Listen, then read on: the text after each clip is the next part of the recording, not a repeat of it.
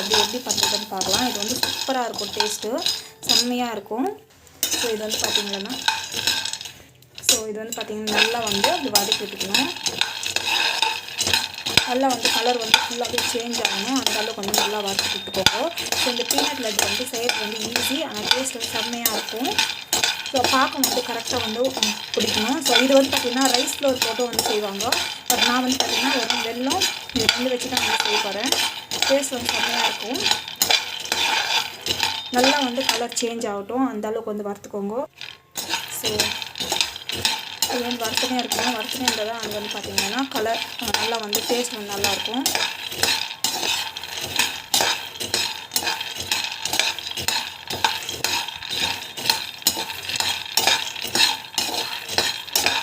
இது வந்து செய்கிறது வந்து பார்த்திங்கன்னா மேக்ஸ் டு மேக்ஸ் ஒரு 15 மினிட்ஸ் எடுத்தால் போதும். வெல்லம் வந்து பார்த்திங்கன்னா பொடி பண்ணிக்கணும். இப்போ வந்து பார்த்திங்கன்னா இன்ஸ்டண்ட்டாக வந்து பொடியை வந்து கிடைக்குது. ஸோ அப்படியே கூட வாங்கிக்கலாம்.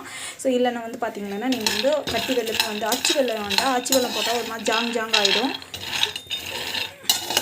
நல்லா வந்து வறுத்துட்டோம்.